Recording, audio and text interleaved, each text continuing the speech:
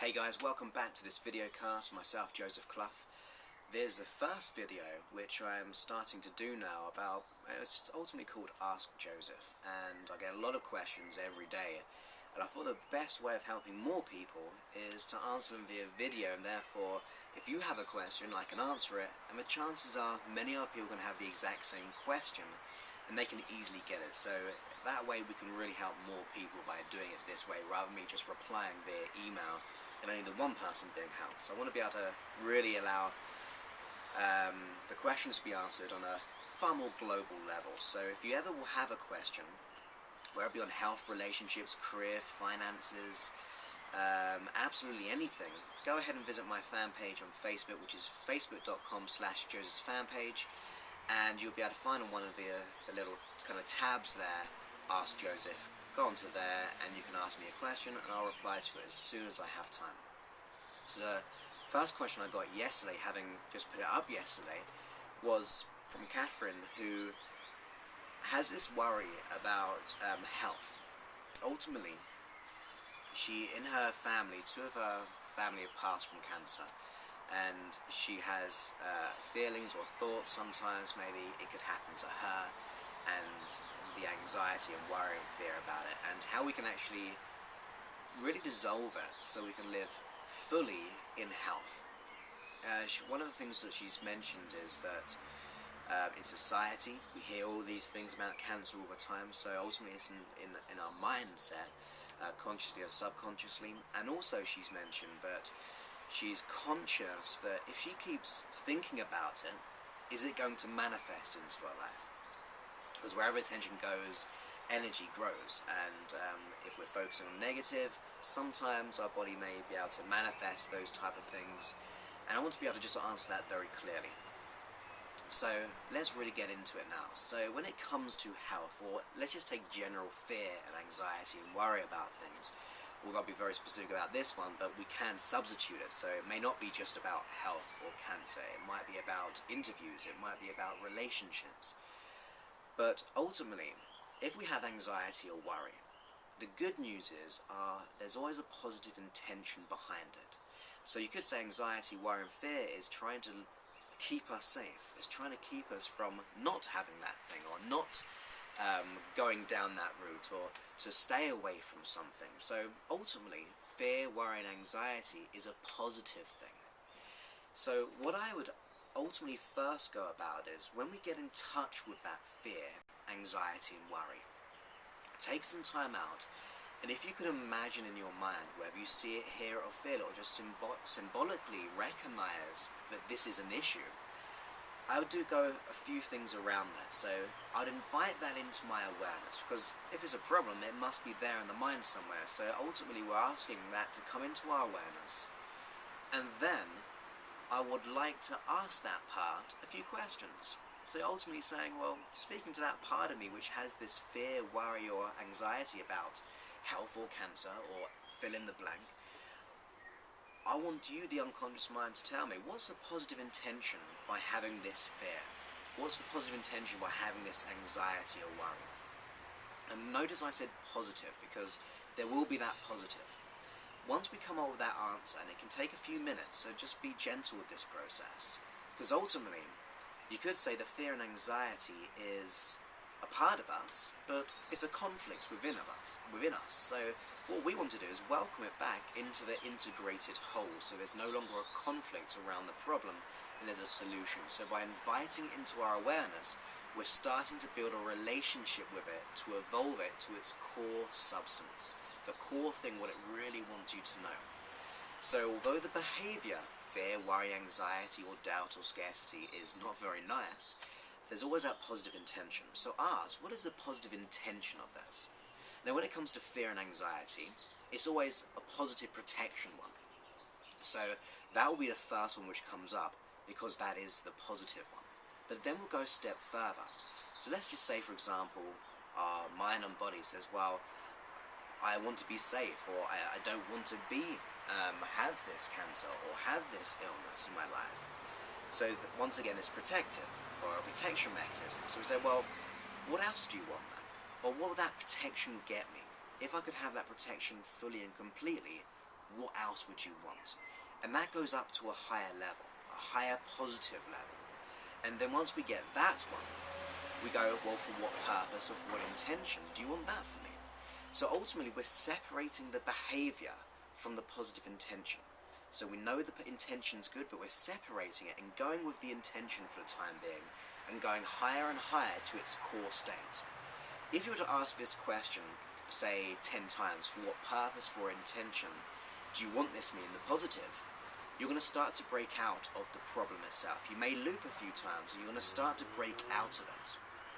And the type of answers that you're going to get are going to be very ambiguous or vague in a positive way. So let's say, for example, a quick way through could be, as an example, well, I have this fear because I want you to be safe, or I don't want this to happen. Well, what would that get me? Well, if it didn't happen, or if I were to be safe, I would be focused on the health. For what purpose being focused on health? Well, so I can be content. For what purpose to be content? To be fulfilled or to be whole?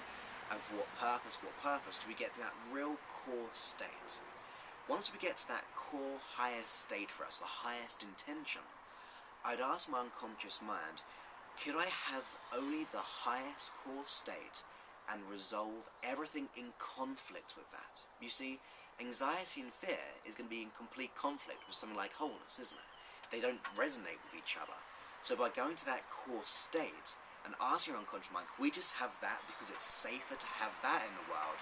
It will start to really integrate itself and evolve itself into that core state and reevaluate a whole new set of behaviours, thoughts and feelings. The other aspect to it is, knowing that's going to change our relationship to it, is to ultimately give it love, to welcome it as a whole integrated unit as that core state.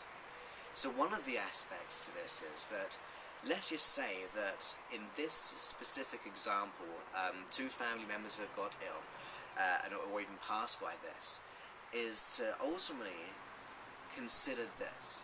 In order to have that doubt, there must be a decision that our body has made that is causing us to think or feel this, or to feed that emotion, or to feed that anxiety. So I'd ask my unconscious mind, well, what is the root cause of this? When did I make this decision, which once learned from, will allow me to be free of it? You see, the decision was made for the best of intentions once again, and what we want to do is let go of the limiting decision and be a safer in a whole new way. So we'd ask, what is the root cause of this, which once learned from, or when did I decide this, which once learned from will allow me to be free and completely free of the limiting decision by preserving learnings, because the learnings will keep me safe. So by asking that question, you're going to start to get some more learnings there. So when was this decision made? Ultimately, in our environment, in our experience, we make decisions based on what we're seeing or examples we see in the world. And we also make them for the best of our ability at that moment. And the chances are it could have been 5 years ago, it could be 10 years ago, it could be 20 years ago, and we wouldn't have had all the information that we needed, or the knowledge and information or wisdom to make the best decision. Our body made the best decision it could at the time. What we're doing now is asking the unconscious mind to learn from this and get the learnings, so you no longer need to have the emotion or the limiting decision. So the first thing is that we're going for what purpose or intention to get to its core state to reevaluate it. We're also asking it to preserve the learnings instead, because learnings will keep you safe.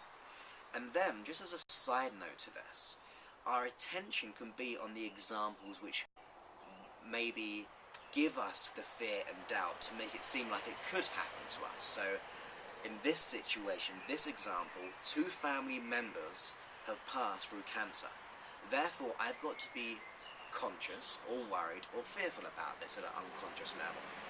So we've got 2 examples giving us a theory or a belief system that this could happen to us. Does that make sense? So we've got 2 examples showing up in our reality, which is saying, well, there's one pathway, there's one reality. What I would also ask is, well, do you have any other examples in your life where this didn't happen? Do you have any examples where this, in your family, that didn't pass from cancer?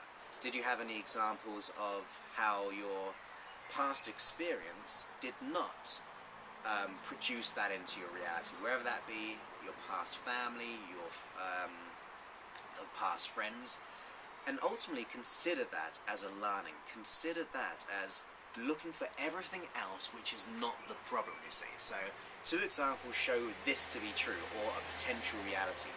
But are there other examples in my family which this completely didn't happen?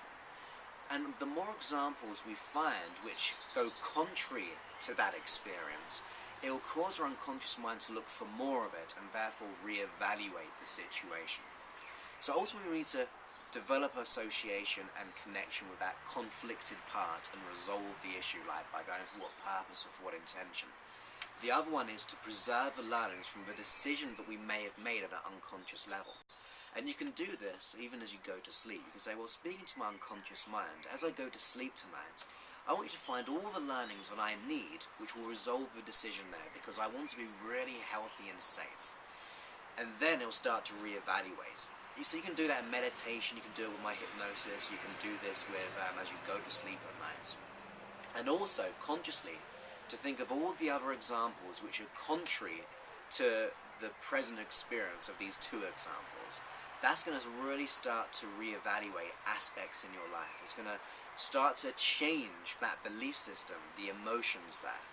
Because we're going to the core of the issue and resolving it from the inside out, rather than allowing our external environment or our external experience or evidence to have an effect on us. We're going on the inside to be able to change what we're seeing on the outside. And the more you do that, you're going to simply allow that fear and worry to disappear. Once again, you can use this for any of these examples or these processes for any issue. But I wanted to just answer this question, but know that you can utilize this for any other area of your life or any conflict that you have. So I hope that helps. If you have any more questions about this or other subjects, go ahead and visit my fan page on Facebook, which is facebook.com/JosephFanpage, and you'll be able to find right there, once you sign up to it, on one of the tabs, you've got the Ask Joseph tab, actually says Ask Joseph, and you'll be able to click on that and submit your question, and I'll be able to reply to you or direct you to where you need to go to be able to get the success that you need, because you deserve it. I'm here to serve, and I want to be able to help as many people as possible. So until then, I look forward to speaking to you very, very soon. Many thanks and goodbye.